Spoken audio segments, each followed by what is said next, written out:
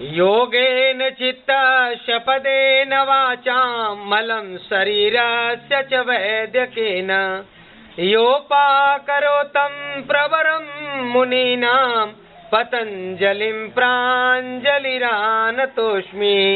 एक बार महर्षि पतंजलि को नमन वंदन करते हैं, जिसने योग को एक नई ऊंचाई, एक नई चेतना, एक नई दिशा देकर के पूरे संसार को योग में बनाने का एक संदेश दिया।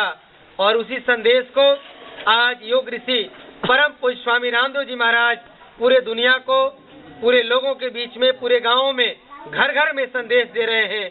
चाहे वह आस्था चैनल हो, चाहे वह संस्कार चैनल हो, चाहे हमारे और आपके माध्यम से गांव-गांव में सीधे लाइव टेलीकास्ट कराते हुए सबके बीच में योग प्राणायाम का आनंद लेंगे।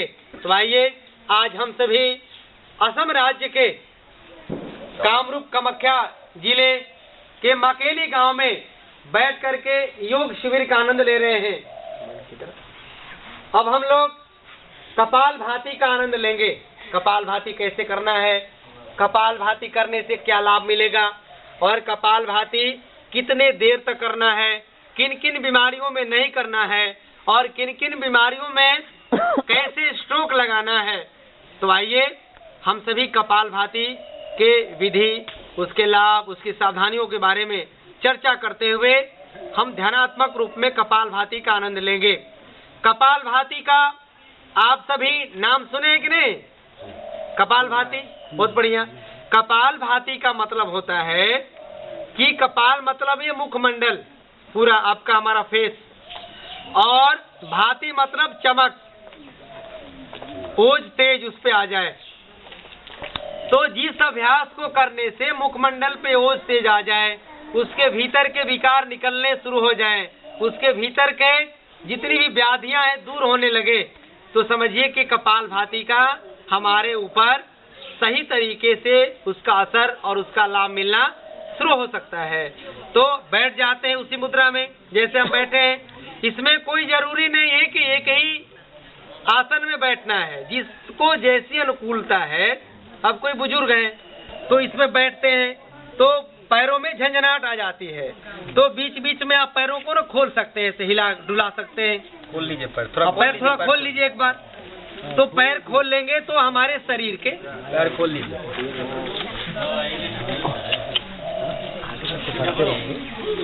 पैर जब खोल लेंगे सांसों के द्वारा पैर को ऊपर नीचे कहते हैं सूक्ष्म व्यायाम।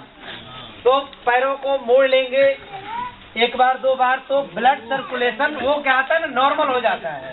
तो हमारे अंदर जो भी इसमें ब्लॉकेज आ रहा था या जो भी ना रुकावट आ रही, तो वो धीरे धीरे ठीक हो गया। ठीक हो गया आप लोग का। अब पुनः बैठ जाइए आसन में।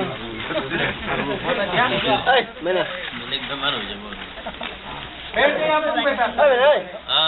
आप बैठ गए? हाँ बैठ गया। ध्यान मुद्रा में बैठ जाइए। अब नासिका से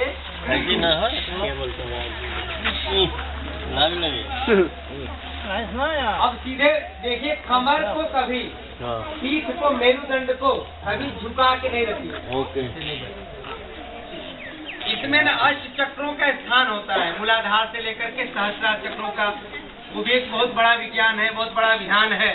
तो मैं उस विधान में नहीं जाना चाहता हूँ। मैं अभी रोगों से कैसे हमें मुक्ति मिले, और हम लोग कभी भूल कर के भी डॉक्टर के यहाँ जाने का कोई नौबत ना आए, कभी कोई समय ना आए, कभी कोई दवा ना खाए। दवा खाना, बीमार होना, बीमारियों से ग्रसित होना, ये हमारे जीवन को कलंकित करता है। इधर आ जाए,